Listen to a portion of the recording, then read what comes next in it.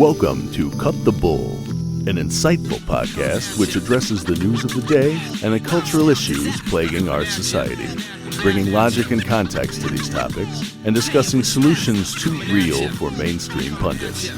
Now, here are your hosts, Charles Love, Shemeka Michelle, and Wilfred Riley.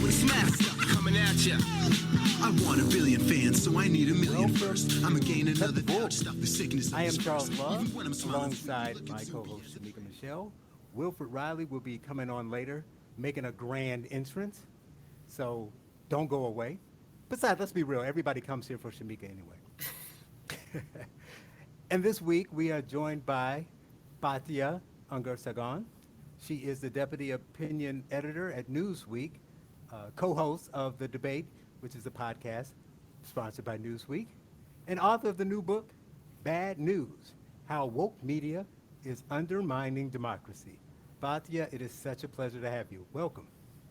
I am so deeply honored and humbled to be on your program. I listen to you all the time. Shemeka and Charles, I'm such a big fan of both of yours. And I'm honestly, as I told you before, I'm a little intimidated. So thank you so much for having me. Well, we're going to make you feel at home. And I'm just happy. Already you got brownie points for me because you're fans of Shemeka and Charles, and not like everyone else who just says, I love Shemeka.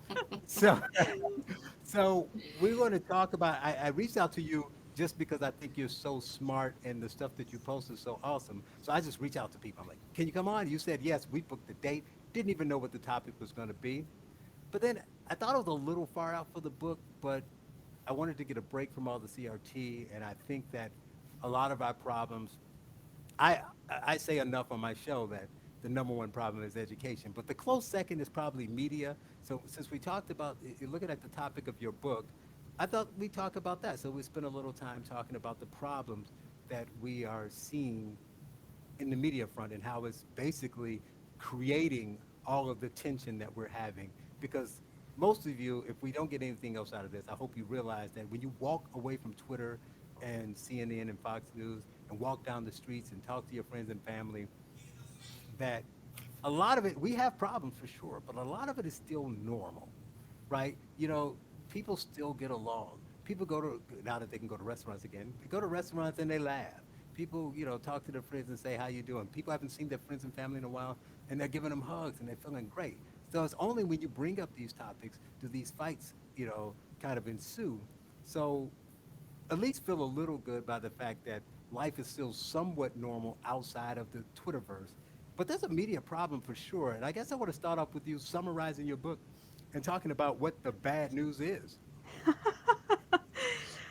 With pleasure. So I think I want to draw sort of a parallel to what I see as your one of the main contributions that I see you making a lot, Charles, which is I feel like you are so good at pointing out when liberal discomfort with a certain thing, a certain truth, translates into actually harming vulnerable people. I see you talking about education in that context. You know, there are things that liberals feel uncomfortable admitting, and as a result, they are willing to allow Black children to not get the education they need and deserve because it makes them feel uncomfortable to talk about the problem. So they end up perpetuating the problem to protect their own comfort levels. That I feel like I see you make that argument, and you make it from a place of pain on behalf of these populations that are being harmed by the vanity and the narcissism of liberal elites. And I feel that pain so deeply. And I think you bring that kind of the moral force to that argument in a way that I also was really trying to do in my book. So I'm going to tell a little bit of backstory because Shemeka, you're from North Carolina, you said. Yes. And so kind of this journey kind of actually began there. I was doing a lot of reporting in the South during the Trump era. And the book that I wrote was not actually initially the book that I wanted to write. I was noticing that there was just a lot more unity across the nation than was being reported in the media. I went to North Carolina. I found this church that had integrated a historically Black church and a white evangelical megachurch, and they had come together because they felt that they wanted to bring the kingdom of heaven to earth. And I went and visited this church and I had this transformative experience.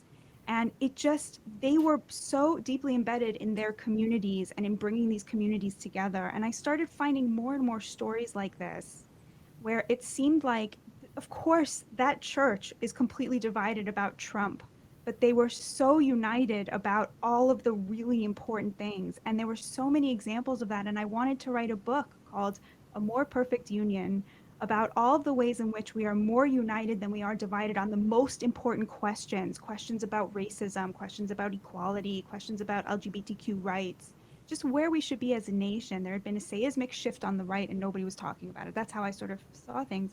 And I couldn't sell the book. I mean, there was just no publisher who would touch this. And they kept saying to me, there's no audience for this. The liberals don't want to hear it and the conservatives will be insulted by it.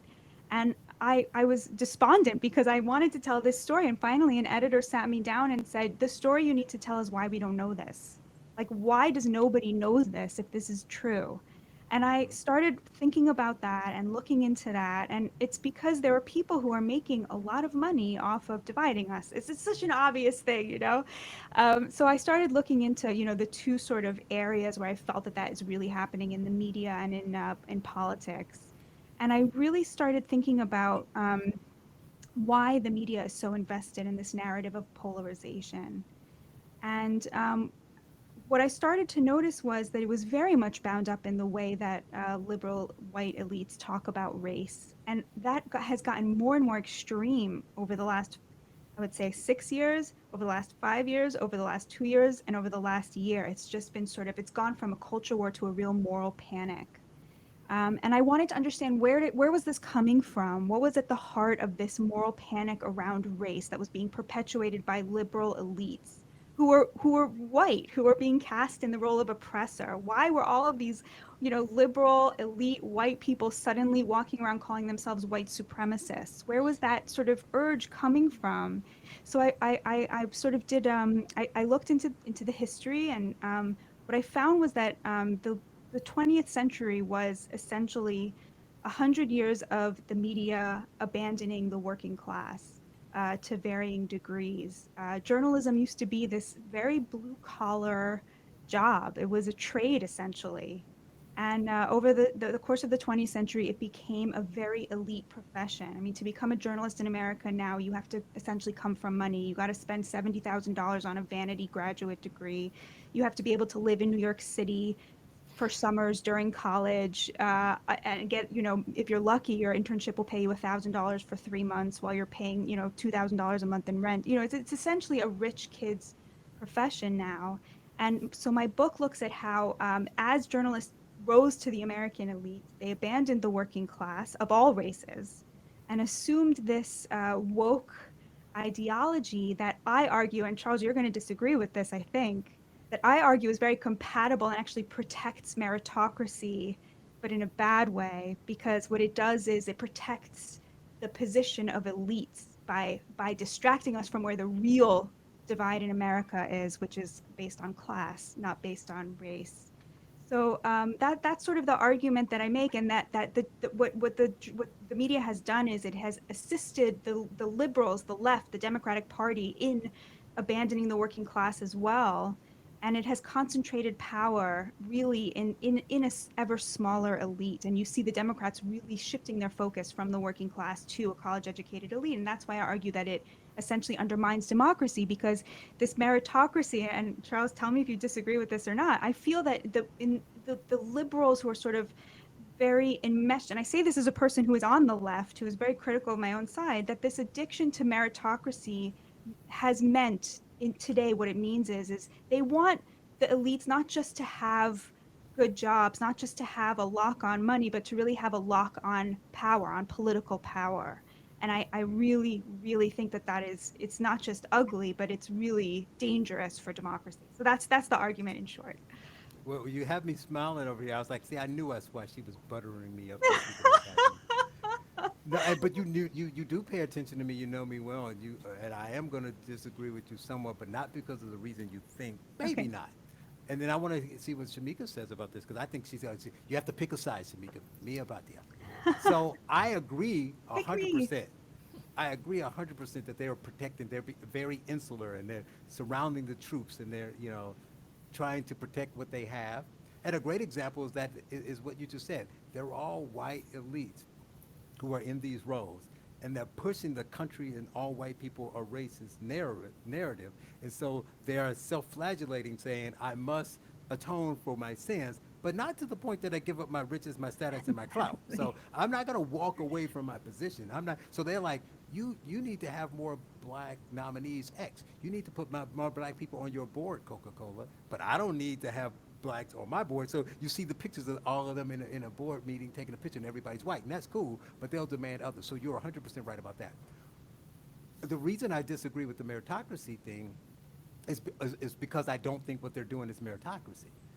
Oh, You see what I'm saying? So I think, so meritocracy to me would be taking, giving people, everybody the opportunity. Of course, you know how I feel about education, but given the education, if everybody had the same education, the same dedicated teachers, we all agree that some people are still going to do better than the others. So if we take the cream from the top and we just take whoever's the best and we hire the best, then I'm all for that. That's not what they're doing, because they would eliminate, let's say Shemeka bust her butt and she did great at whatever. Like I always argue for the hard scientists, sciences. I don't think math is any harder, let's say at Harvard than it is at a mid-upper tier school, right? Just because you went to Harvard doesn't mean that you're a better accountant, right? But you get better positions because the school has notoriety. So I don't think it's so. And then like Will talked about, was it last week or week before when we talked to Kenny Shue, and he was talking about how people get into school and how Harvard talks about they want more minorities, but who are the minorities they pick, right? You got the athletes who get in because they're good at athletes. You got the whites who are legacy, who are just getting in because daddy and granddaddy went there. And then you have professional class blacks who send their kids there, right?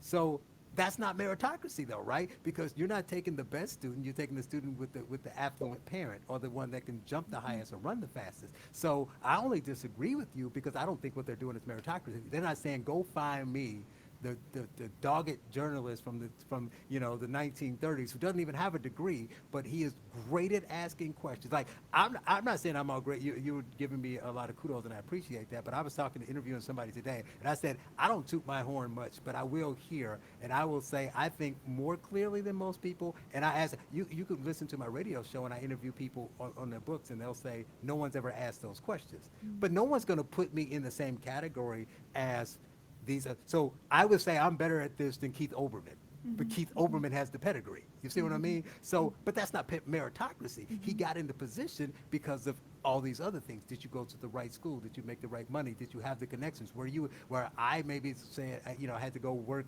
as a busser in a restaurant to get through college. That person was maybe able to hobnob with his parents' kids and that kind of thing. So I don't disagree with you. I just don't think what they're doing is really what I define as meritocracy. Shemeka. Well, I guess that goes to say, I think I would do a better job on TV than Anderson Cooper, but Gloria Vanderbilt isn't my mother. So I would never get that opportunity because, I had the wrong mom. Right. But I have been excited about this conversation because, there's nothing more condescending than you mentioned this, Batya, earlier. And first of all, let me say I love your name because I like reggae, and it just sounds like that would go into a reggae song, like ting-a-ling-a-ling, Batya, Batya. So. Thank you. That's like the best compliment I've ever gotten in my life. Yeah. But, what's bothering me about where we are today is that I feel like there's nothing more condescending than some white person telling me that I can't get ahead in life, or there's nothing that I can do to move forward unless they help me, unless they step in, unless they fix it. And it's funny because me and my kids were having this conversation yesterday, and my 17-year-old said, white people are about to allow black people to bully them into slavery. She was just saying how there was this TikTok person that made a joke about some type of dance move, and then her coworker did the dance move, but she was, celebrating it, and black people got upset and they felt like it was racism. So then she was up there crying and apologizing, and she felt like, she wasn't picking on the color of the skin of the person doing the dance. She was just really picking on the dance. And she was just saying, like, mommy, they are about to be, consider themselves victims and try to pander to us so much that they're getting ready to be slaves, because it shows that black people have one set of rules and they expect white people to have a different set of rules. The same thing that they feel like happened years ago, now it just seems like it's starting to reverse. And it's just bothering me because I was always taught if you go digging for dirt, you'll get dirty. And now I just feel like people are looking for racism in every nook and cranny, in everything. And if you're looking for what you think is racism, because it's not always racism, but if you're looking for that, you're going to find it in everything. And I'm just so sick of what's happening now, because every time I turn around, something is supposedly racist, and it's not racism. And so that's really bothering me. And I just feel like a lot of white people are walking on eggshells when they don't need to be. And it's just condescending for me when they act as if they are my white savior. So I have something to tell you that I think you may have heard of this. If you haven't, it's going to make you very angry. It makes me very angry, but it was the thing that started my deprogramming, because I used to be much more woke. There was a Yale study that found that white liberals, not white conservatives, but white liberals, dumb down their language when speaking to people of color. They literally will use a lower vocabulary and not put in certain words. And I remember reading that and thinking, my God, an ideology, a worldview that makes you do that and think and still be drunk on your own superiority. Right. There's something sick there. And I just remember this, like, so clearly reading that study and being like, there is something wrong with me, with the side I'm on, like, because I know that we do that. Like, it's one of those things you read and you instantly recognize, that you're not like, oh, who would ever do that? You instantly know, like, that is true. And I remember being so horrified and so angry. I'm still so angry about it.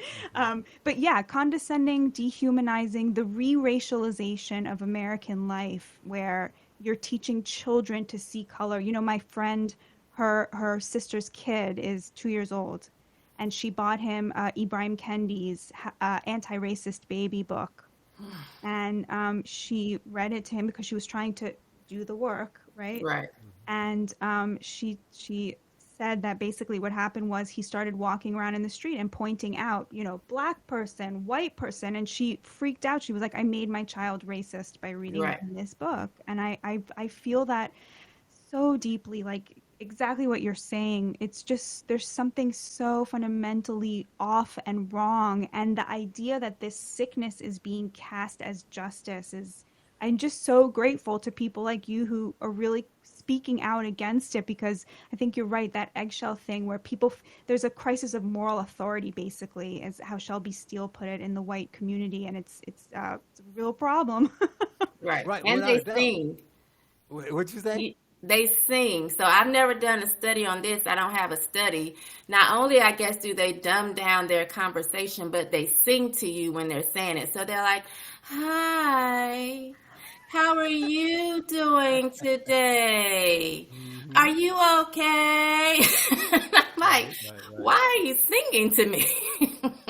Right. Well, that's true. But see, here's the thing. You mentioned that it was a study, but what's probably worse, as bad as that is, and it affected you, is that in most studies, they go around, they do all the research, and they just put out the information. But if we, as people reading the study, got to go talk to those people and just ask them openly, did they do this? It wouldn't be like unconscious, I think. I think they would openly admit it and say, yeah. I mean, like you said, doing the work in the Kendi book, they would think, yeah, I'm doing it because, unlike those racists on the other side, I care about a black community, and I know they're not as intelligent as me. So I think that, if me doing this is absolutely beneficial to them, because I'm bringing things down to the level, and I'm being, cognizant of the different stages we're at. And I think that's the right thing to do. They would openly say that. And quickly before we get back to the media, I got to say you talked about your friend in that book, and I try to tighten the story because you keep repeating yourself, and the people listen to this, watch the podcast every week. They're like, he tells that story all the time, but it's important. The kid read that book, or she read the book to the kid because he was 2, and then went out pointing out races. My son is 5, and I got into it with the principal at school because they wanted him to do all this anti-Asian thing and do this little thing, and he's 5 and he doesn't know he's black because we know how heavy this racism thing is. So I'm like, why? What's the point? I'm not ashamed of being black. I love being black. But it's like, let the boy be innocent as long as he can. Why should I have a 5-year-old walking around like, is he white? Is he black? Like he plays with people. He's just like, that's the tall kid. Or that's the kid who likes PJ Masks, and that's the kid that likes this cartoon. That's how he points him out. Why would I say, and you need to start looking at skin? Why would you do that prematurely? No. So my earliest memory, like I mentioned before, is like 7 or 8. I'm assuming somewhere around 6 or 7. It'll probably be earlier for him because of the madness, but I'm hoping 6 or 7. That's fine. You got plenty of time as a black man to be black, right? I don't think you lose anything by not, I had 5 years I didn't know. So the fact that this kid is 2 and walking around pointing out black people and white people, it's terrifying. It's really bad. And hopefully your friend, you said that your friend was terrified by it, but hopefully they will at least see that it was bad and don't say it's bad, but it's for the greater good and think it's okay. Yeah, I hope so. I mean, I think that she was sort of like, how do I undo it? How do I undo it? I just want to say another thing that I love about you, Charles, is you do something that I struggle with, but I think is crucial, and you just did it, so I want to point it out, which is you always try to see things the way people see it, and they are always justifying it to themselves. So I think for a lot of us who are sort of noticing the dehumanizing aspect of wokeness, we're like, oh, it's so disgusting. They do it because of this. They do it because of that. They're protecting their own interests, which is essentially the thesis of my book. But you'll never convince somebody if you bring that explanation and that energy into the conversation. It's like, how are they justifying it to themselves? And you're absolutely right. They think that they are righting injustice, and they really do care about injustice, and they really can't see it. And I feel like it's so, like, that's something that I've sort of promised myself I'm going to work on myself on, is like really remembering that everyone thinks they're on the rights, that they're doing the right thing, and that they are the ones pushing, pulling the arc of the moral universe towards justice. And it's just so important. And you always bring that energy, and I really appreciate it. Well, that's why I think it's important to I hate to sound like mean about it, but I'm always like, I really don't care about your intentions, because if your intentions are great, but at the end of the day, somebody dies, they died because of what you did. So I think that and that's a good thing. If you're right, I'm not sure you're right, but I hope you are. If you're right that they all just have good intentions and they think they're helping, that people like me and you and Shemeka and others can point out the fact that what you're doing is not helping. Even if you think every white person is racist, the analogy for education, I go back to education because it's so important, and I keep saying this. Even if you think that's the case, if black kids are struggling all over the country in different areas, either dropping out or getting passed through by some benevolent woke teacher who thinks they're doing them a favor by passing them through so they get a diploma and they can't read. One, that doesn't help. And 2, taking STEM away and taking away the SAT instead of helping them study for it and teaching them more about Harriet Tubman is not going to make them better students. And what we're having now, we lost most of the male teachers. So most of the teachers are women. Most of them are young right out of college. And in many places, a lot of them are white. So what you're going to have if we push this, whatever you want to call it, because people don't like to call it CRT, I don't care about the label. If we keep going down this path, you're going to have black students learning black history from 24-year-old white women. Tell me how that's going to work. Yeah. So Shemeka, I want to ask you, because one of my favorite people to argue with is this journalist, and he's a professor at Davidson College, called Isaac Bailey. He wrote this from this. I love him. I'm really he's. I By know. the way, that was the tweet that what I tweeted earlier before we started recording. You said it sent out the tweet. Now I was going to write to. That was one of the tweets. Okay, good. So you're also in conversation, at least intellectually. I invited him on the show. He didn't respond. He'll reply to my tweets, but he hasn't agreed to come on the show yet. Oh, he probably will. He came on our show on the debate podcast to debate CRT.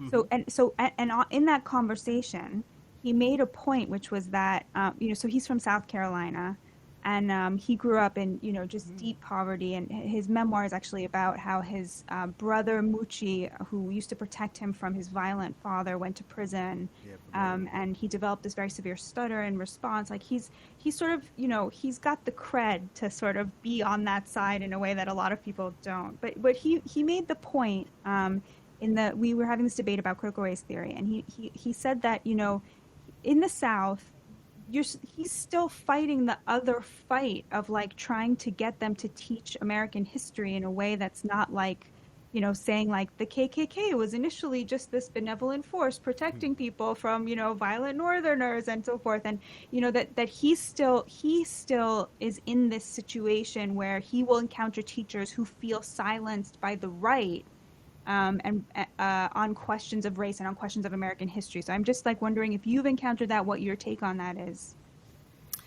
I can't really remember from when I was in school. It feels like so long ago. Actually, I already You were going to say it. Say it. Go ahead. my 30-year reunion is next year. We're already planning for it.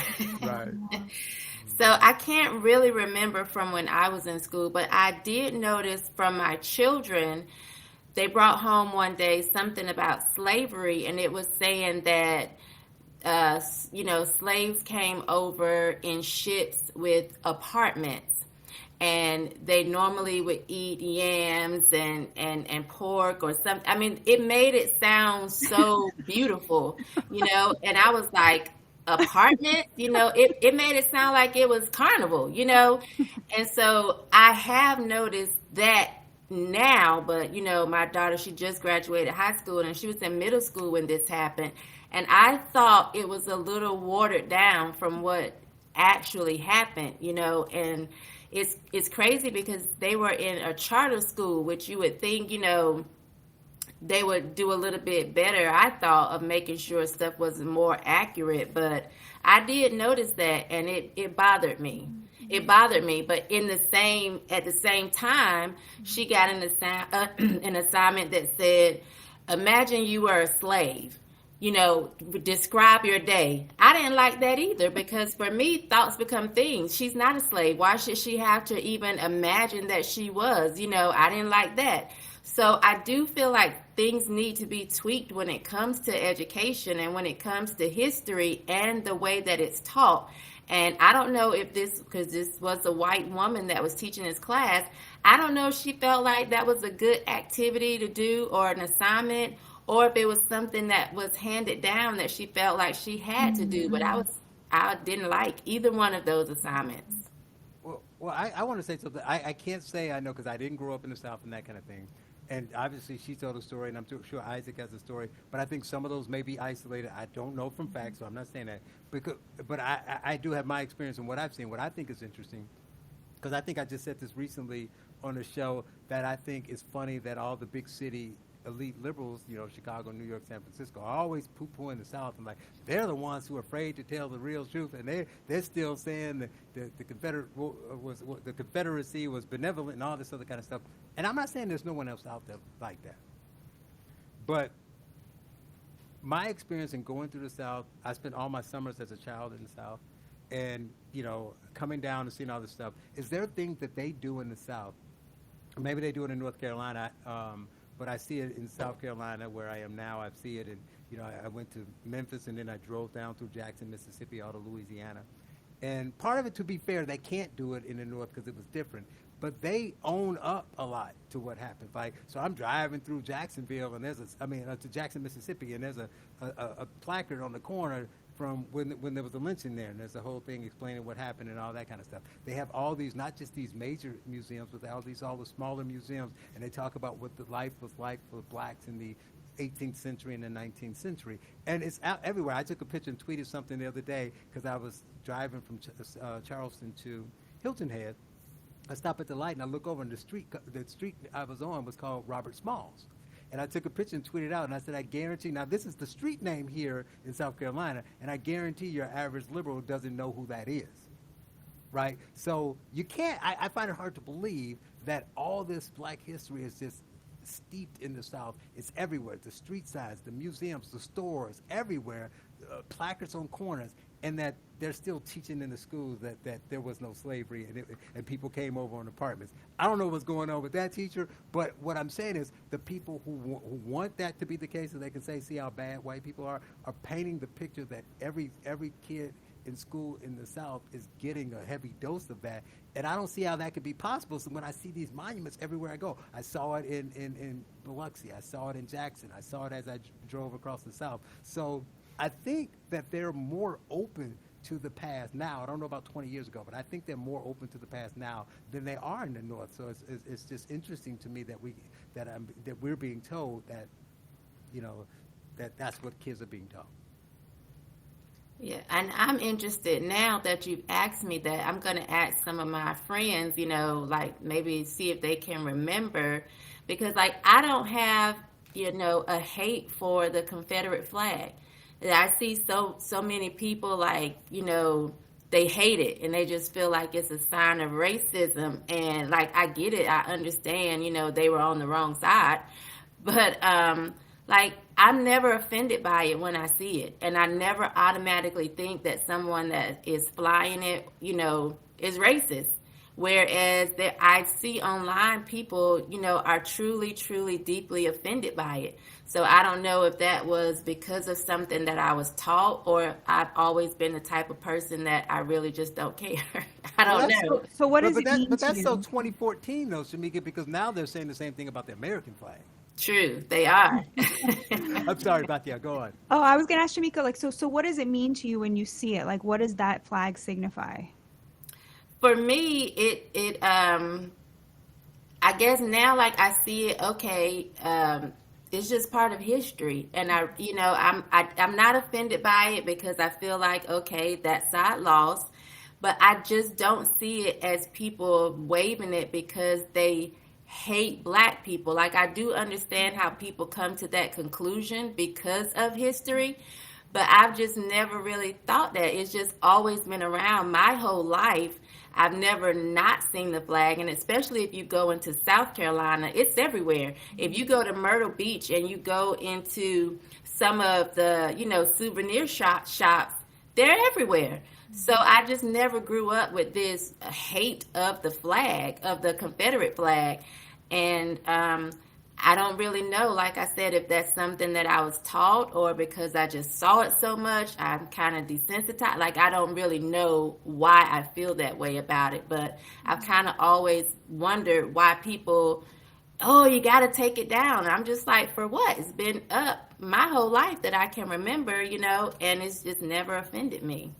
And what about your kids? Do you think they agree with you, or do you think they agree with like the sort of more, the stuff you're seeing online?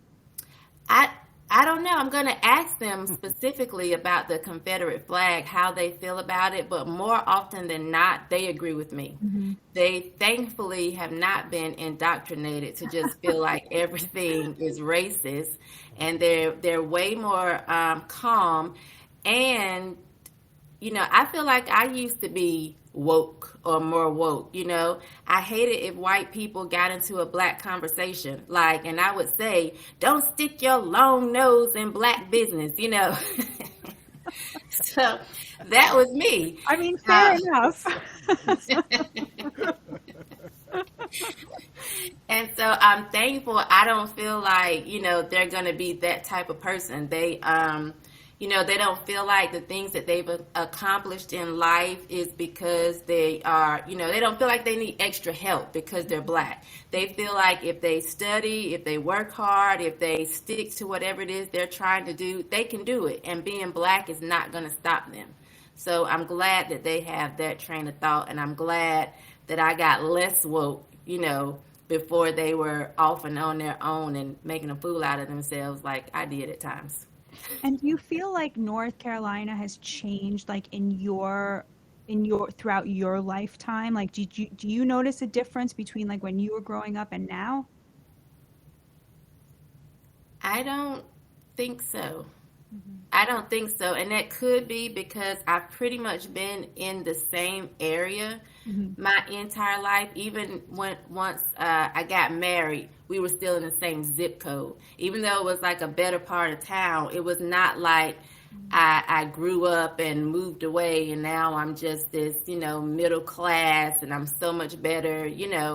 I'm in the hood every day. And although I don't live in the hood, I still hear gunshots from the closest Wow. project. So I might just be sitting having dinner, and it's like, oh, they're shooting. So Yeah. I think because I've stayed in the same area, it just feels the same to me. You're watching the Batya and Shemeka show. Charles is here, but no one wants to hear what he has to say. So let's sit back and get more with Batya and Shemeka. I joke. But Batya, if you want to know, because I'm black too, you want to know what I feel about the Confederate I'm getting flag. to you. I'm getting to you. I'm getting to you. Yeah. But where did you grow up? You said you didn't grow up in the South. Where did you I grow grew up? up in Gary, Indiana. Oh, wow. I have What the actually hell does been that there. mean? No, I mean, I've actually been there. It's so random. Oh, wait, are you saying it's random that you've been there and I'm from there? Or are you just like Gary's just random? Because it kind of is. No, I'm kidding. How I was mean, it it? is a little random.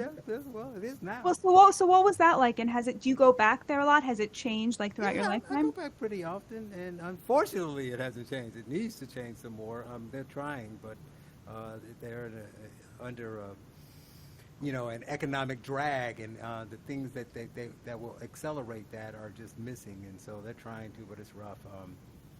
So you go there, and it's just a lot of well, it's they got it a little worse, but basically it's just like for a lesser version of Pittsburgh and other cities that were one industry town. So when everybody worked at that industry and the industry fails, it's kind of like what you do. It was a steel town. It was Right.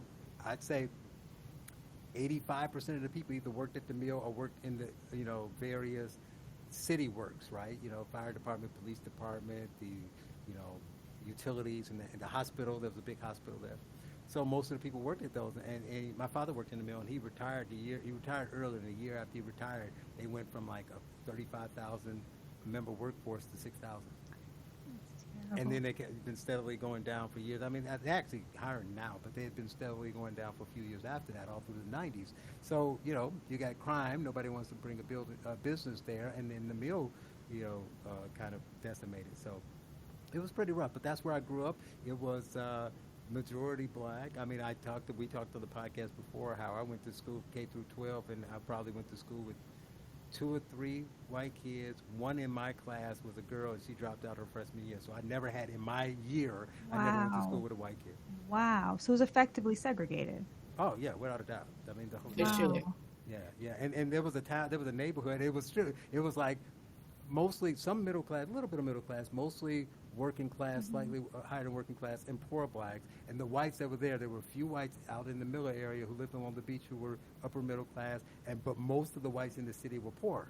They lived in Black Oak, they Wow. lived in trailer parks, and they were poor. They went to schools because they were on the other edge of town, so they went to school the other way. So we didn't go to school with them. We didn't really go into their neighborhood. They didn't go in our neighborhood. It was odd, and that's what that was kind of like. And then my father's my grandparents on my father's side, my paternal grandparents, lived in a small town in northern Texas called Dalehart. It was just close to the Oklahoma border, and because that's where he was born. And we would go there every summer. So there was a rural town, 100 people. Everybody was white except for their family, maybe one of the families. And, so unlike most of my friends, they didn't see any white people like growing up. I saw them in the summer because I went to a town where everybody was white. Wow. So my That's summers were so rural, interesting. and my normal years, school years were the other way. But And you and know, were your parents conservative? I think my father kind of was, but we never talked about politics. Uh-huh. It was like putting food on the table, go do your homework, and get away from your kid. I need to relax. So We where we did didn't really your get it. where did your like political identity come from? Oh no, it just came from. I think it just comes from common sense. I don't think it's a. It's. I'm not married to any ideology or political party. It's just like what works. I'm all about solutions, and that's my problem with all this noise. None of it is going to lead to a solution. You're going to try to make somebody feel better, but when it comes to hiring the best person, they don't really care about your feelings. They don't even know. So I don't really think it helps. But I just think that some of these things are just so blatantly obvious that they don't make sense. that you don't need a political ideology. It just doesn't make sense. I mean, telling black kids that the white kids are smarter, it's like that. I was talking to a teacher today, and he was talking about diversity and what they were trying to do with diversity. I was like, why does diversity is so good? Everybody on the left, politically, it's always talking about our strength is in our diversity. It's not. It's just not true. It doesn't have to do with your politics. It's factually inaccurate. Diversity is good, but your strength is not in it. When you're saying that we're strong because we're diverse, it's not true. And they know, and you want me to prove that they don't believe it? It's because if diversity was good, we wouldn't only think it was good when it went one way. So if there's too many white students or Asian students in the schools, it's not diverse enough. We need more black kids. But Shemeka and I can attest that there's schools all over the country got black folks all day. I went to one. I never went to school with a white kid. I just told you that. Did any of the diversity people ever try to bring some white folks to my school? Right. No. Why? I thought diversity was good. Oh, so blacks going to the white is good because white is better. Those are your real white supremacists. People who think white is right are white supremacists. They're literally saying white is better, and many of those people are black. So they don't believe diversity is our strength. And another reason they don't believe, remember, we all old enough to remember America was the melting pot, right? And the melting pot was a great term because you got people from all over the world, and they brought the spices of their Indian food and their African food, and they brought all the spices of their culture, but it still blended in and added flavor to the stew. But the stew was still American stew with all these different seasonings in it. Now we're like a toast salad. So all the pieces are in the salad, but they're separate. They don't mix together, and we eat them separate. I'm gonna eat a carrot, and I'm gonna eat a tomato.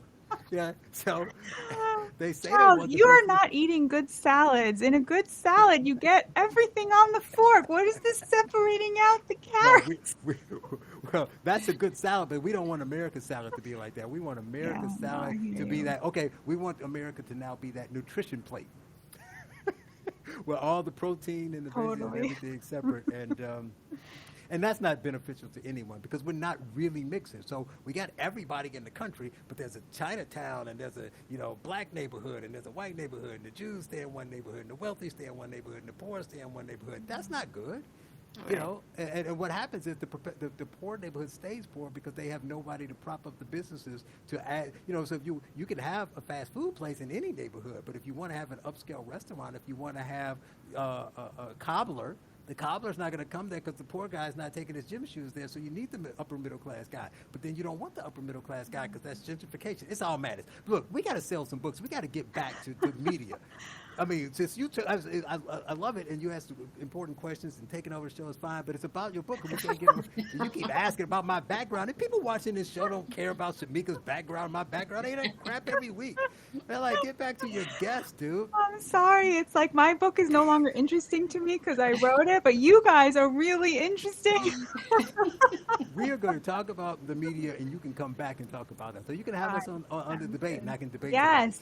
But you talk about this bad media, and the same thing with education. I talk about education all the time, but bad education didn't start today. Like I tell everybody about the article from 1987, I think in Chicago, where they said it's summertime and kids are graduating and too many of them can't read the diploma. This ain't new. Same thing with the media. I mean, it's worse now. It's been an acceleration, I guess, but the bad media and the biased media didn't start with Trump. It got more vocal. Social media, obviously, I'm sure you'll talk about that, kicked it up a notch. But, I mean, didn't we have Jason Blair a few years ago, and then decades before that, Walter Duranty winning a Pulitzer? I mean, this stuff is not new, right? We've had people in the media who would, and the military, alas, would be a great example. We've gone from kind of middle of the road, depending on who's president on the media. Before that, Vietnam was, exposing everything like this is bad. Look at how ugly it is, right? Which is in many ways good. But before that, remember, it went the other way from the conservative side. Media played a huge part in drumming up the patriotism that and I'm a patriotic guy and I love it, but I'm an honest guy. And the media, along with Bob Hope and Hollywood, and on the opposite side, they were more conservative then. They were painting all positive narratives, right? They were like, do your duty, join the military. Uncle Sam wants you. They made movies. They were basically propaganda films. Mm-hmm. And the media reported it in a smoothly positive, good guy, bad guy. We're always good no matter what way. So Whether we agree with it or not, we know that because we're looking back on it. But that's the media. So the media has always realized their power and manipulated it at times. So when did this start, and what's worse? What made it worse now? Oh, such a great question. So my book starts in the 19th century because, um, yeah, in the 1830s, back then, the newspapers were really only for elites. They were basically for political and economic elites. And this one guy woke up one day and was like, these papers are only for elites. They're so expensive. Like, what if I sold it for just a penny a day? A penny in 1833, you could buy an apple with a penny, or a shoelace. Like, it wasn't a lot of money. And he thought, I'll market it to the poor and the working classes, and I'll make it just a penny, and they can decide one day, I'll buy the paper instead of the apple. And his name was Benjamin Day, and he created the penny press. And his insight was, well, if I'm going to make a paper for the poor and working classes, it's got to be interesting to them, right? I'm not going to put the same stuff, for the elites that they're reading. So he hired this guy to go to the daybreak court, and he would sit there and write down what crimes were being committed and why, and he would write down the dialogue of, the back and forth between and he was very poetic. He was a really good writer.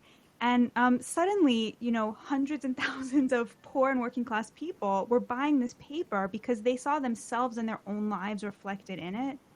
And it immediately became a crusade on their behalf. He started printing, union manifestos in full and agitating for higher wages for seamstresses and domestic workers because it was for them.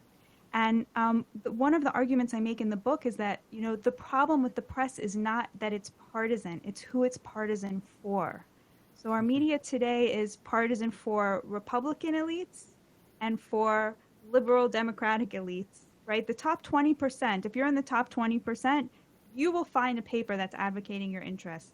But there is nothing for the bottom 80%. The entire working class, the middle class, and the poor have been cut out of the story. And I argue it's such a tragedy because, this guy, Benjamin Day, and then Joseph Pulitzer really picked up on this insight, on the penny press's insight that the paper should be for and by the working class. He used to say our aristocracy is the aristocracy of labor. Like, just the point of a newspaper is to give voice, is to speak truth to power, right? And the problem with today's press is not that it's liberal or that it's conservative, it's that it's speaking power to truth. It's like basically has all of this power, and it's using that power to sort of tell the story that fits for their narrative. And my problem is not that they're representing, there should be a paper that represents, the top 20%, but it's that all the media today is geared towards those elites. And by erasing the working class, they've erased their cause, they've erased their existence, and they have allowed the elites to assume not just economic power, but political power. They've allowed liberals to believe that people who voted for Trump should be disenfranchised, like literally that no one who disagrees with them should have the right to vote. They really think that. So I argue that this happened through, so essentially while the penny press was getting started, right? And the reason it was so successful is because there's so many poor people, right? Like if you're making a product that's for them, there's going to be a lot of customers. They didn't just want to preach, a crusade on their behalf. They wanted them to be customers. And I realized, like, while reporting this book, like, there's a real dignity you confer on someone when you say, I'm going to ask for your money, especially if that person has very little money. Because what you're doing when you're making them a customer, a consumer, is you're saying, you have a choice right now. You only have one penny. But I'm going to make something that's going to rival that apple that you were going to eat for breakfast. That's going to be so good that you're going to choose this newspaper. Like you give someone dignity by doing that. And we've really lost that. Yes, the liberal elites, they're very benevolent in their hearts. They see themselves as very compassionate. But just like Shemeka said, it's like there's something really condescending about it. They don't see themselves as on the same level at all with the people that they're sort of seeking to represent. So at the same time that this, popular press was developing, there was a newspaper that realized that it started around the same time, but it realized, like, I can't compete with them for numbers, but I can compete with the penny presses in another way. I can do the opposite. The penny press is making all its money by being inclusive and creating a product for the biggest swatch of society, the poor and the working classes. I can make more money if I convince advertisers that only rich people are reading this paper, right? Because then I can charge more for ads. So the way it works is this. Let's say you want to sell an ad for a Cartier watch, right? Which costs $5,000, right? If anybody can see that ad is virtually worthless, right? Because a million people are going to see it, and how many people are going to buy a Cartier ad? But if you can convince Cartier, right, that 5,000 people are going to see this ad, but out of those 5,000 people, 1,000 of them are in the market for a Cartier watch, suddenly that ad is worth a lot more. And one newspaper realized that if they could signal that only rich people are reading this paper, they could charge more for ads. And that paper was the New York Times.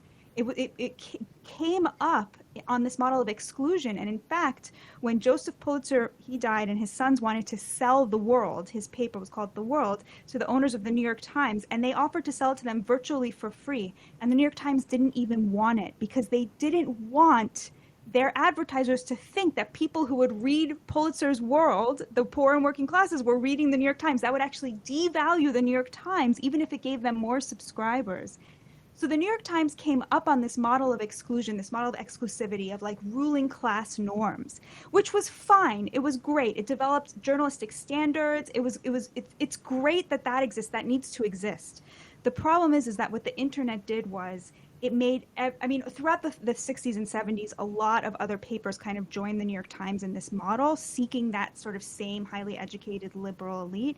And with the advent of the internet, I mean, you would have thought that the internet would have this democratizing force, right? It's free to start a publication, right? So we could have a publication for the working class in Baltimore. We could have a publication for small businesses and, you know, in Boise, Idaho, right? Like, why not? But what ended up happening was kind of the opposite. Everybody started going all in on that New York Times model of exclusion. And the reason is because today in the internet, you measure journalistic success by engagement. That's just the metric. It's not really circulation anymore. It's who is engaging with your stuff on Facebook, social media.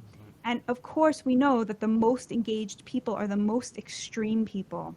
So what that ended up happening is every publication ended up leaning into this same very politically active, highly affluent, educated liberal elite. And so everyone is now catering to that same New York Times audience who is getting more and more extreme by the day because there's that feedback loop with social media, right? Which, you know, the journalists are looking at social media to see what's trending, to see what they should cover, and then they're feeding that back to their highly educated liberal audiences who are demanding more and more extreme versions of the same stories. So I guess just to summarize all of this, to me, the problem is not that it's partisan, but who it's partisan for. And when I watch Fox News and CNN all day, basically as part of my job. I have them on both, you know, in the background, just to see how the stories are developing on both sides.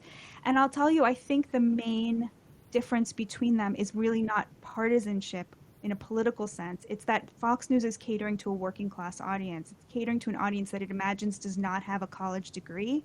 And you can see that in every choice that's made, in how the hosts are dressed, how they talk, the level of the discourse, the graphics. It's not so much about conservatism as it is about being working class. And CNN and MSNBC are the opposite. They're leaning into that college educated, you know, more elite audience. And to me, that's the problem, is that, you know, Fox News is not catering to the working class in an economic sense. If it was, that would be great, you know, but they've sort of taken on that culture war thing of the working class.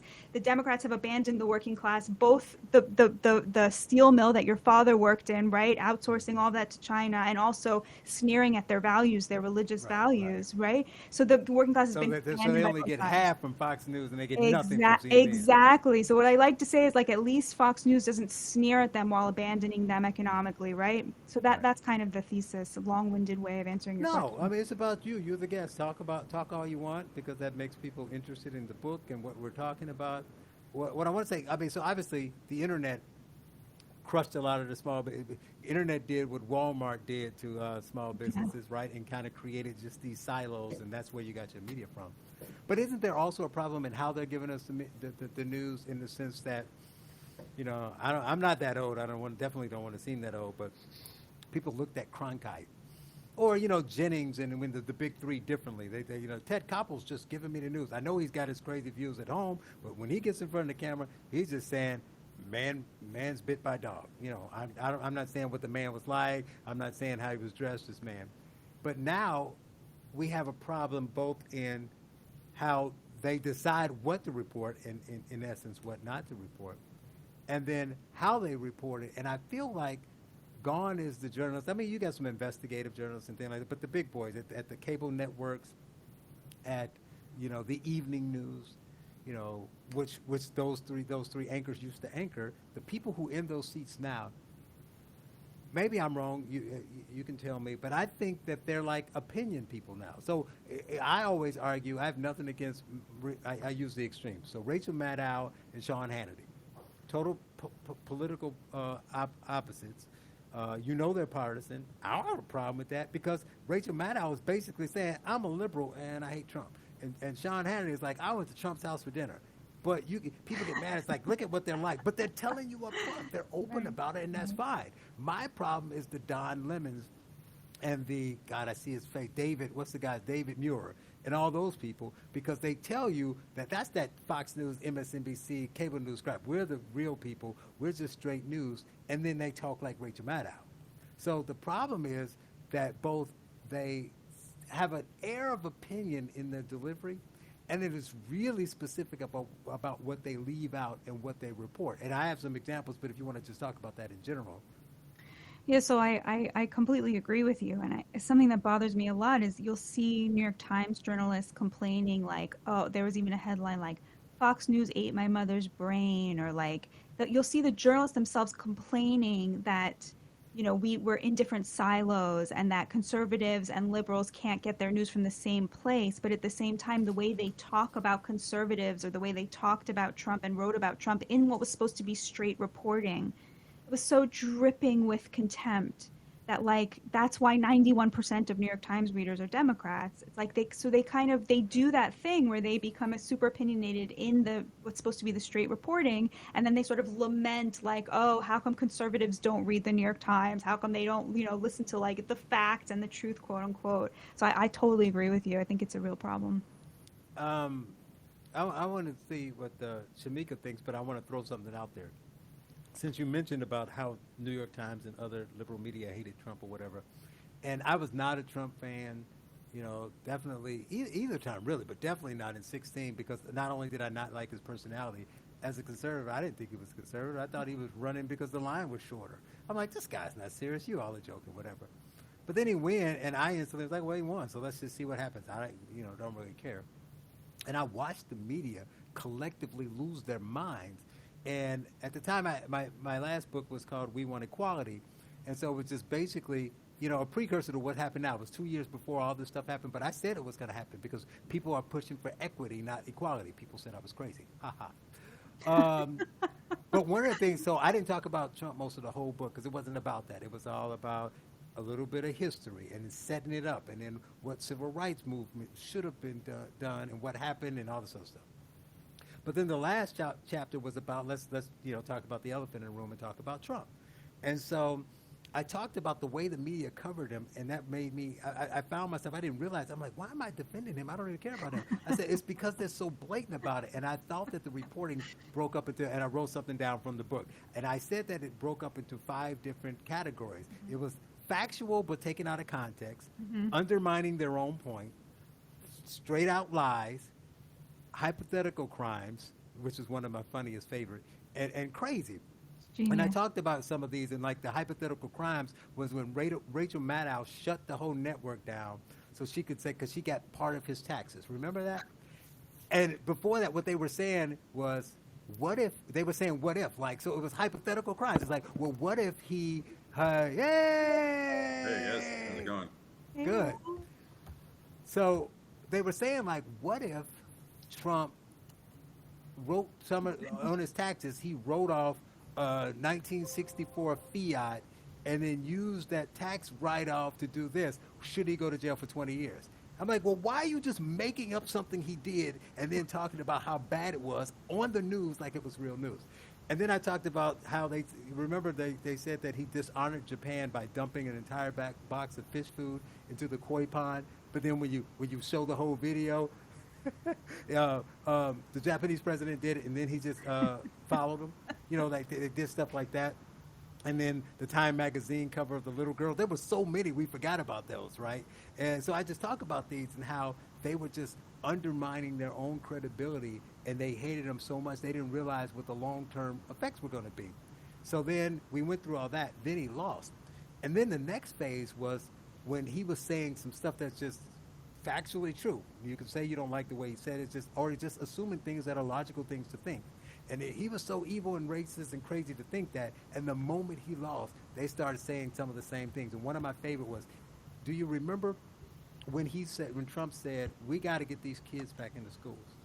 And everybody on MSNBC and on the left was saying, he's trying to kill the babies. He lost, and Fauci, find the tape. Fauci actually said, we've said from day one that the school should have been open. Like, no, you didn't. So it's like they didn't even think you were smart enough to go back and watch the tapes.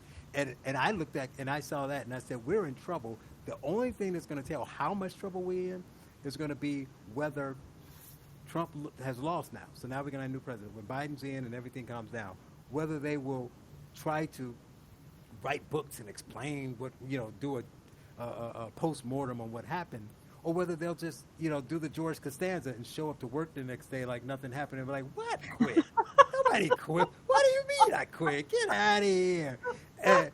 And I said, if they do that, we're in the worst trouble. And I think that's kind of where it's going. They just go back to doing regular reporting like it's normal. Going back to the Obama days where they said, Biden, I have a question at the press conference. President Biden, what's your favorite flavor sherbet?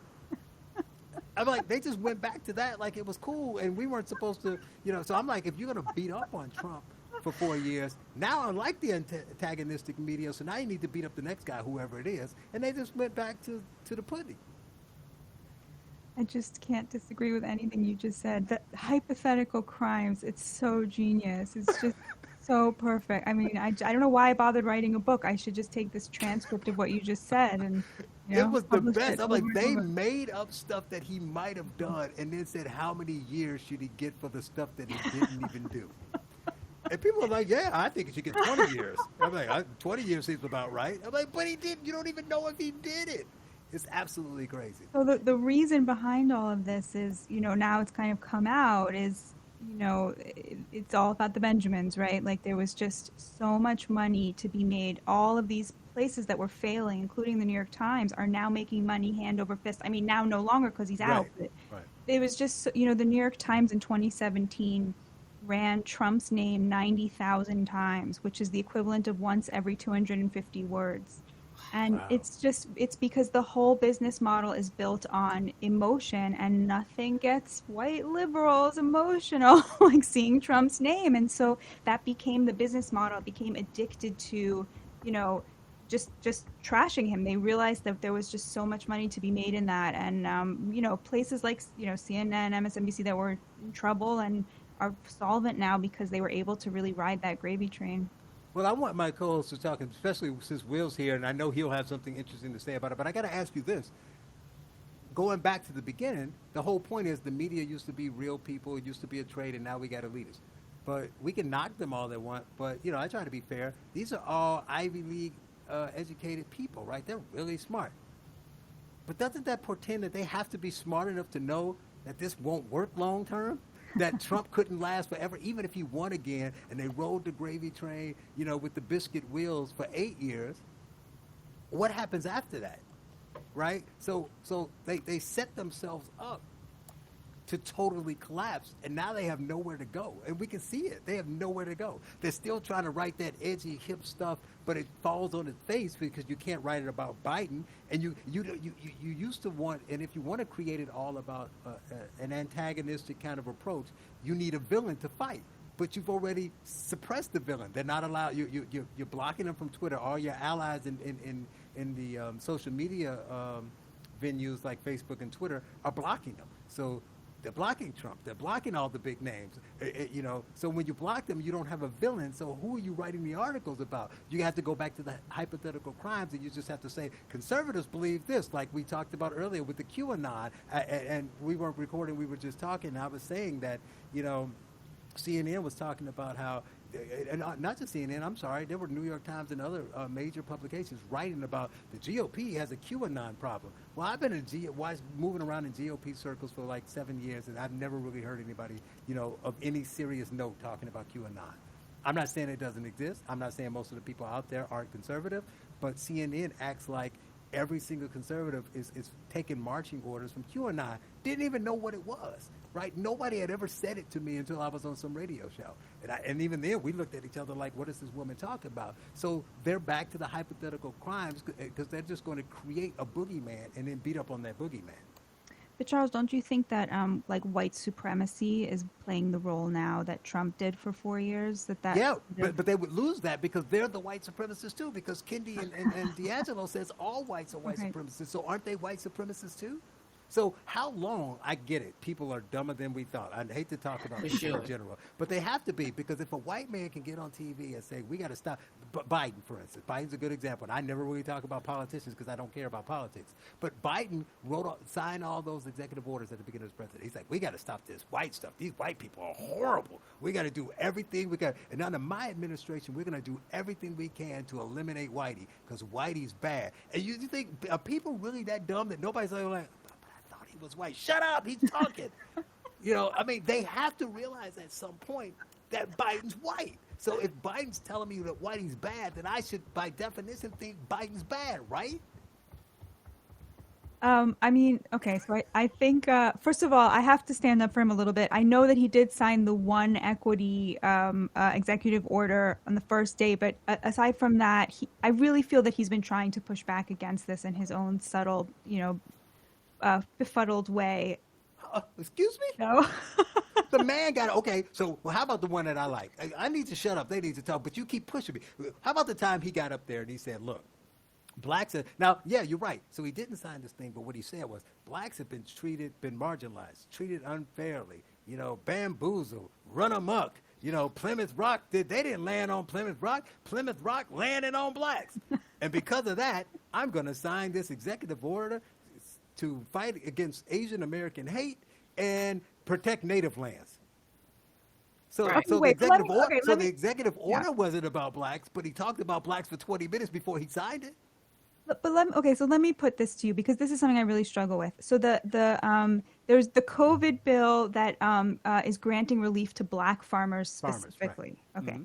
So I feel very conflicted about that, because on the one hand, if you're a poor white farmer,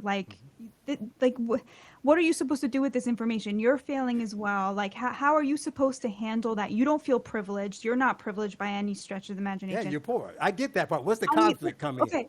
So on the other hand, though, black farmers specifically have actually been discriminated against. Like, at what point do we make up for that? At what point do we say, like that's one of those things where I'm like, no, that's not one of the things, because what's unfair about that, why, yeah. Because there's two separate things.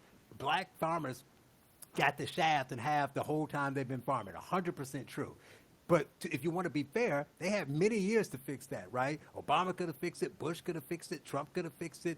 So we didn't care about the black farmer being racially discriminated against until COVID came, right? So now that COVID is hurting everyone, we're going to take the time now to say, well, farmers are struggling. We want to help farmers. There's some poor white and poor black farmers. But wait a minute. Black farmers have been treated bad for 40 years, so let's only give relief to the black farmers. Because you're mixing the two, right? It's basically like we're talking about COVID, and you're like, well, since we're talking about COVID, let's go to reparations. They're two separate things. If the relief is for COVID and it's for farmers, any farmer who can prove that he's got hurt by COVID should get the relief. I actually had one of the farmers' attorneys on my show last week. Oh, the Pacific that's amazing. Legal Foundation. But we talked about that. So I have no problem with righting the wrongs. Like, we're going to do a show about reparations, so I don't want to give away my position on reparations. But I will say that if the government have done some things to these farmers to make it harder for them because they're black, and they're still owning that farmland, the government giving them assistance, I'm totally fine with that. But this is not what this is. This is COVID hurt everybody. We did this for the service workers. We're going to do this for all employees. We need to do something for farmers. Yeah, let's just do the black ones. So what? So you're not giving all farmers assistance if they need assistance and then giving more help to the black. You're giving help only to the black farmers and saying, well, white farmers, screw you, go out of business. Give your farm to the black guy. I mean, how can you be conflicted on that? Batya. I'm so sorry. I let you down, Charles. But Will is itching to speak, by the way. Oh, okay. Go ahead, Will. You're on mute. I'm not really itching to speak. Actually, I've been doing this media content for the past. Oh yeah, couple you've been hours. doing. But And we've been talking about the media. You walked in on race. You've just been trying to talk about race for an hour. You don't want to talk about that. No, my take on a lot of this actually is that the impact of past racism is that it increases your chances of being in the lower class if you're black or maybe Latino. So I think you could say something like, we're going to help farmers below a certain income level.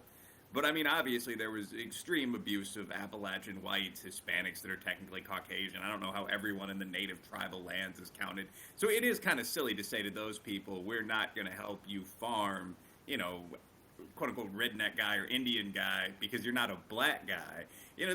What you would do, I think, logically, is you would take small family farmers or even farmers with a history of problems with land lease or something. It wouldn't be hard to do this. And you'd give those farmers money. Just giving black farmers money is just a virtue signal. I have some friends that work for the Chicago Bulls. I'm from Chicago. And Scottie Pippen, a number 33 back in the day, is a well-known farmer. He went on and became a gentleman rancher. So he apparently has a farm where he raises horses. He's got a cotton plantation, which he has to find funny, just as a successful black man myself. But he's got all this bullshit. Great, good luck to the man. But he's worth $100 million. Scottie Pippen would benefit as a black farmer, whereas my neighbors in Kentucky would not benefit because they're mostly Appalachian Caucasian guys. So we can absolutely say, sure, because of past racism, the average black guy only makes 87% of what the average white guy does. We don't even need to get into the fact the average Asian guy makes more. We're different. Okay. But that doesn't mean that if you're a white guy below that threshold, you should get no money from the state. That doesn't make any sense. So class is often Americans are way worse on class than race. We'll at least acknowledge race. We'll acknowledge we used to fight each other. Blacks got the worst of it. Terribly Indian wars. But we don't talk at all about the problems with social mobility in the USA. We're one of the worst among OECD countries. That's actually concentrated among poor white men. All of that. So this was a kind of a racial thing. I too am glad for those farmers that got their one check. But it could have very easily been done in a class format. I think that would have worked a lot better. So that's my take on. I got a professor on my side. A topic I don't talk much about: the American farmer. Right. Move to a city. I was just going to tell about the on that. He talked about in certain scenarios when you make it just race, you get the random Scottie Pippen. I had Carol Roth on. We were talking about her small business book, and Kanye got a check. Kanye got money because he's black. So then they announced he was a billionaire. This thing Will's talking about, this is giving him money. This is music to my ears. I say this all the time. We have we talk about race instead of talking about class because as Americans we like to believe we're a classless society, and because it benefits the elites and the rich to not talk about class, so they talk about race instead. Literally the thesis of my book. At the same time, there are a few things that where the history is still impacting the present, and in a rare moment where the government is giving out checks. We know how rare this is, the government giving direct payments to Americans. I want to take the wind out of the sails of wokeness as much as I can, and one of the ways we do this is through reparations for things that actually happened. That to me is the argument for it now, even though I obviously see what you guys are saying. I really do see both sides of it, but I think there is, I don't know, Shemeka, back me up here, girl. Ahead, Only if you agree, though. Help her you out. don't agree. I don't know if it's a men versus women thing, women have more love for the small black farmer or something. But no, just the one comment I would make there, though, I think the reason that class-based is useful is that no one can hate anybody else. We've all been bosses. It wouldn't be hard to tailor this so black farmers got most of the money, just an amoral level. Poor farmers in the South in the tobacco profession or something. But the problem with openly racial stuff, there are actually two, I'll say one sentence apiece. One is you're assuming that opponents on the wokester side, or for that matter, the alt-right, far-right, but any of these guys, you're assuming they're acting in good faith. Like, my opinion is that if the woke secure reparations on one major trend line, like in Jim Crow or something, the next thing would be like, this is just a small piece of the puzzle for 400 years. You don't understand the pain we feel, the legacy of slavery. Like, it would just continue. So, I mean, I think that a good way to short-circuit that is do something that would obviously disproportionately benefit black people, like help farmers in the South, but that's also very hard for either side to peg as just racial. Mm-hmm. Yeah. And when you do just racial stuff, like, I don't think people, like, I've enjoyed sparring with Nicole Hannah-Jones online sometimes. Smart person, in fact, but I don't think she's going to stop calling for, racial justice when the next program happens. We've had pro-minority affirmative action for 60 years. Like, it's worth pointing out, like, whites still have a slight advantage, but it's not like we're not doing anything. But you're saying we should be tailoring our things to their, like, personality disorders. And I'm saying, no, there's, like, an objective standard of something that has to happen. And, like, it's important for us to establish what that is, independent of the bad faith that they might have. Yeah. I mean, I'm personally, like, my background was as an amoral business leader before I decided to go into academia. I would just give poor farmers money. Like, I think most morals are bullshit, to be honest. Not yours, of course. Everything I've heard so far coming in has been intelligent and clear from the whole team. Charles, I came in on Charles ranting for 12 minutes, actually. For sure. It was because he was jealous that me and Batya was having a good conversation. Yeah, we were But kind then you missed the part you where know. you missed the part where I wasn't here. I think I left and I'd be interested in what happened if you meted me and Charles, actually. Like, I mean, like.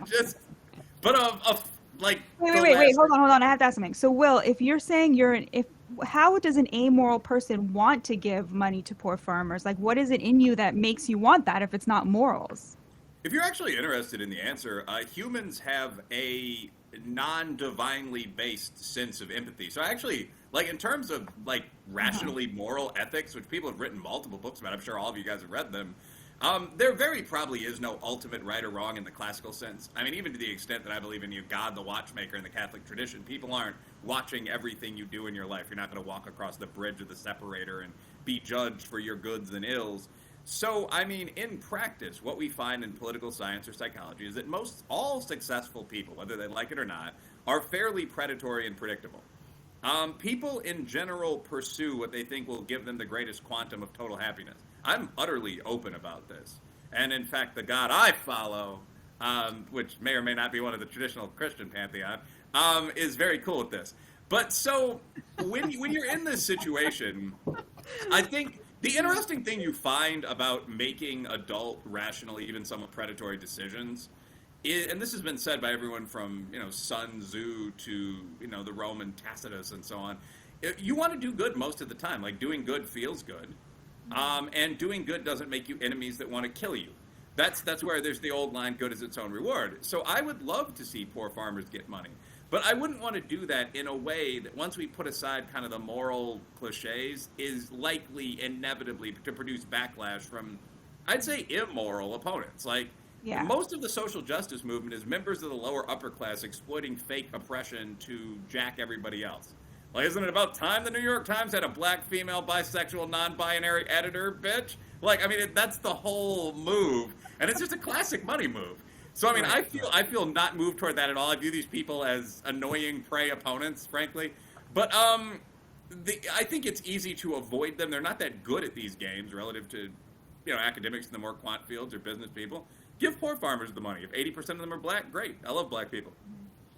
That would be my take. Obviously, Batya, Charles, you guys are at least as intelligent. You can have different takes. That's why we vote. Thank you. Except no one votes on this we bullshit haven't from heard the government. Shemeka on this yet. Oh, yeah, Shemeka. I was waiting on Charles to give me the my go favorite ahead member of the show. to Don't allow you me to even start. speak, Don't you even start. I was going to say, it's my turn to speak now, Charles. You shall. I guess.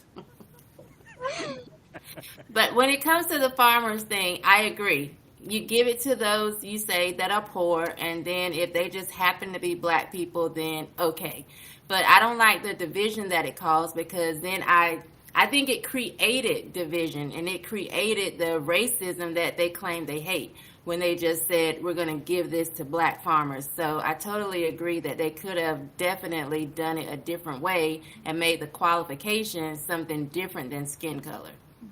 And Batya, you said you were conflicted, and I understand because you want to right past wrongs. But I'll ask you this: what happens if today, because it's going to happen some scenario where the farmers are struggling because of COVID, but pre-COVID and even now, black farmer X has twice the assets and twice the annual income and twice the acreage as white farmer Y. In this particular law, the white farmer is strictly ineligible because of his skin color. Even if you think that those particular black farmers were wrong, there has to be something in you that says it's morally wrong and unconstitutional, even if you go, like Will said, beyond the morals, to do this based solely on race and eliminate everybody of a certain racial class. Okay, so I am religious. I'm Jewish, and we have a concept of tshuva, which means like it's not exactly repentance. It's more like righting wrongs. Mm-hmm. And one of the things you have to do in order to get good by God is like, and your fellow man is like, you have to actually right the wrong. And so to me, like, I think I agree with Will. The major divide in America is along class. We have so many poor people, and the working class has been totally abandoned by both parties. And it's, terrible, terrible, terrible thing. And we really need to right it. And the elites are using race in order to avoid correcting for that in a way that is disgusting. They have, I believe, they've appropriated real black pain to their, elitism to protect their status in society. And that's very bad. And that should be a huge, huge focus of our attention. At the same time, we never paid for slavery. We never did tshuva for that. And that weighs on me, not in a woke way, just in a taking myself out of, the politics and everything. Like, this is the greatest nation on earth. It had an original sin, and we never did anything to even apologize or anything. And so I want to be I need to be good with my God, and I'm not good with my God because we never paid reparations or whatever it is. And so you could send me some money out of your bank see, account. Here's where I get lost with what you're saying. I don't even disagree with it, but I'm confused by who the we and who the they are. Right? So how do you know that paying that farmer over and eliminating and taking that white farmer out and saying you're not eligible is paying? Because let's be fair. If they gave that farmer money and didn't give the white farmer money, you're not qualified because of this. Would you then say religiously we have paid our slavery debt?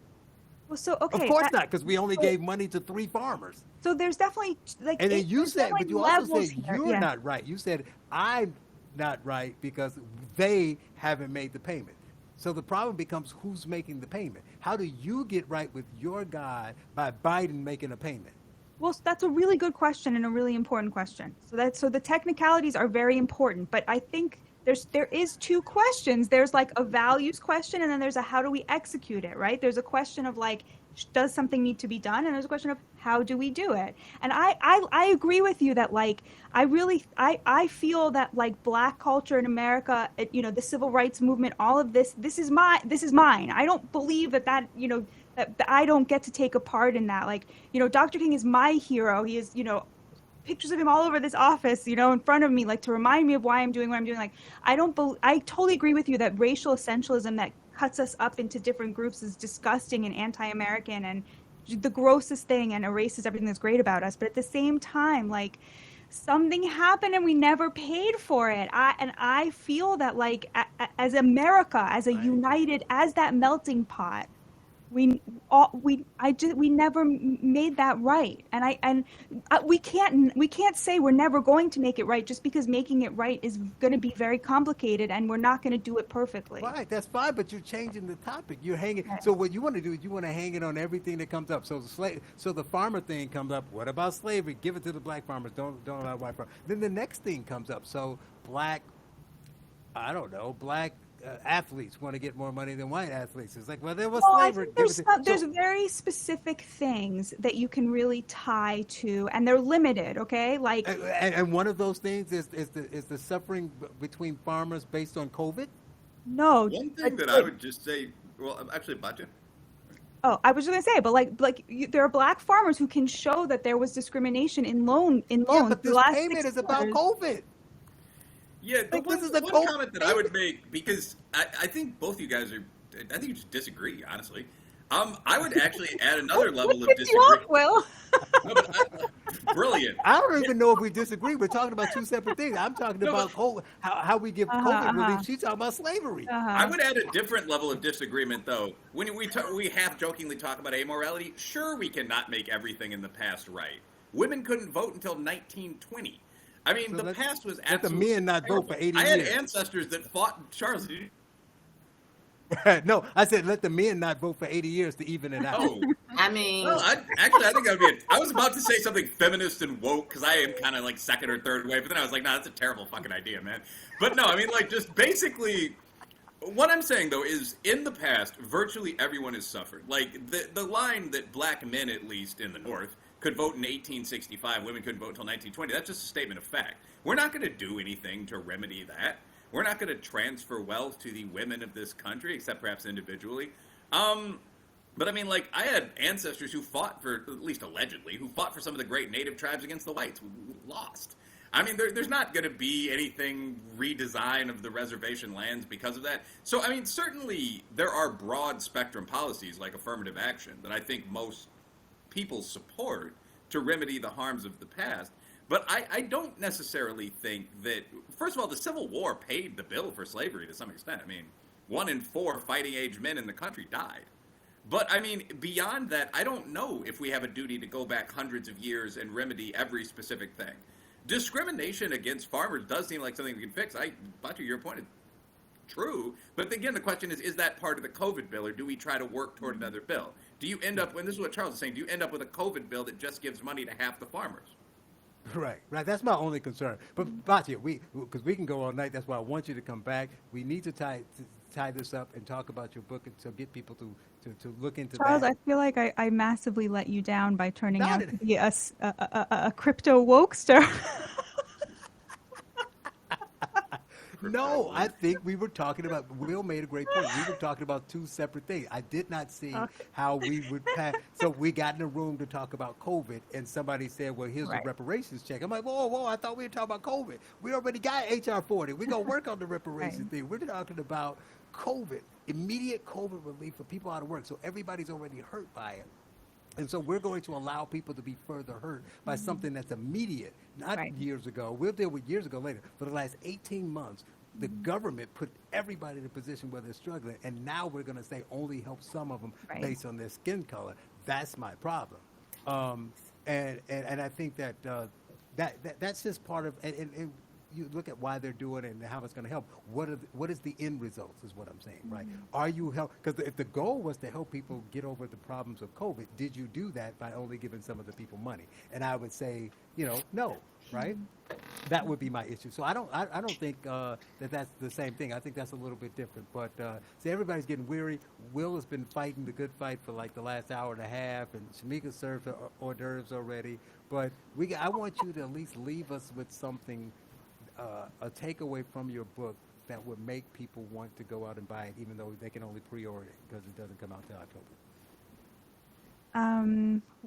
Something that will make people want to buy it. If you feel very angry at what you're seeing on the news, my book is for you. It will explain why this is happening, and how it could be better, and how it was once better. And I would say that the best part of the book is the epilogue, because I say there, the thing that I'm most proud of is, it starts with you. Like, you can fix the media on your own in your own heart, because they are waging a war of dehumanizing people who disagree with you, and the battleground of that war is on your own heart. And you can stop them at every minute of every day by remembering that the people who disagree with you are humans and your fellow Americans, and you can only convince people with love. And so that's really, that's what I would leave you with. And also, just thank you so much for having me. I'm so truly honored and humbled to have been on your show. You guys are all amazing. What you're doing is really soul sustaining. So thank you so much. Well, the book is, thank you. The book is Bad News: How Woke Media is Undermining Democracy. And she is Batya Ungar-Sargon. She's been fantastic. Please come back and talk more. Maybe we'll get it. Maybe I'll have you on that reparations episode. We can talk Ooh, about that. I would love that. It's been great having you. Thank you again, Shemeka. Will, always great to be with you. And thanks for watching and listening. And catch you next week. Saving the day from you commies who lame, no, you can't fuck with me. I got a country to save. God bless the US of A. Land of the free and a home of the brave. God get all of the praise. I got a country to save, cause I'm Patriot J and I'm saving the day.